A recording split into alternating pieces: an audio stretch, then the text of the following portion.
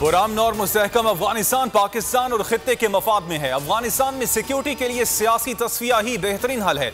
अफगानियों के हुकूक के तहफ़्फ़ुज़ के लिए सियासी तस्फिया अहम है।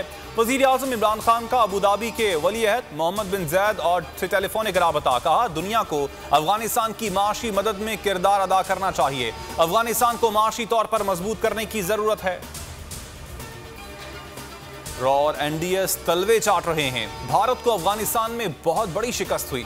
DGISI के दौरे काबुल पर भारत वावेला मचा रहा है। उसे क्या तकलीफ है? वजीर दाखिला शेख रशीद कहते हैं, अफगानिस्तान का इस्तेहकाम पाकिस्तान का इस्तेहकाम है। वहां अमन चाहते हैं। उम्मीद है अफगान सरजमीन पाकिस्तान के खिलाफ इस्तेमाल नहीं होगी। नवाज शरीफ की वापसी उनकी अपनी मर्जी है। अवाम को अल्ताफ हुसैन और अशरफ गनी मॉडल कबूल नहीं। अवाम चाहते हैं उनकी लीडरशिप अवाम के दरमियान रहे। धोखा ना होता तो हुकूमत को अदम एतमाद से गिरा देते और नए इंतखाबात होते। चेयरमैन पीपल्स पार्टी बिलावल भुट्टो का शिकवा। कहा, अगरचे माजी में मियां साहब को अक्सरियत दिलवाई गई, इमरान खान को लाया गया, मगर जनूबी पंजाब के लिए काम सिर्फ पीपी ने किया।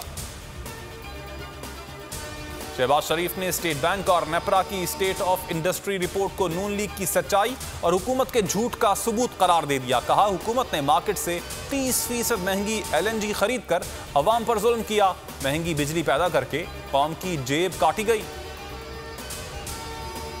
PDM टूट चुकी। नून लीग में क़यादत के लिए टॉस हो रहा है। किसी भी मसले पर ऑपोजिशन की कोई राय नहीं। बिलावल भुट्टो, मरियम बीबी और फजलुर रहमान सब चूचों का मुरब्बा हैं। फवाद चौधरी की तनकीद। कहा, भारत का अफगानिस्तान से कोई ताल्लुक नहीं। अंदरूनी मामलात पर तवज्जो दे। नरेंद्र मोदी की टांगें कांप रही हैं। पाकिस्तान का अफगानिस्तान के साथ स्ट्रेटेजिक ताल्लुक है। अदम इस्तेहकाम से पाकिस्तान सबसे ज्यादा मुतासर होता है।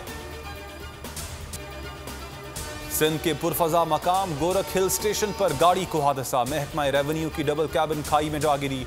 4 अफसरान जाँ बहक, 3 जख्मी। हादसा खतरनाक खावड़ लुक पर पेश आया। जाँ बहक अफराद का ताल्लुक लाड़काना से है। पाक फौज और पुलिस का मुश्तरका रेस्क्यू ऑपरेशन। जख्मी और जाँ बहक अफराद को करीबी अस्पताल मुंतकिल किया गया।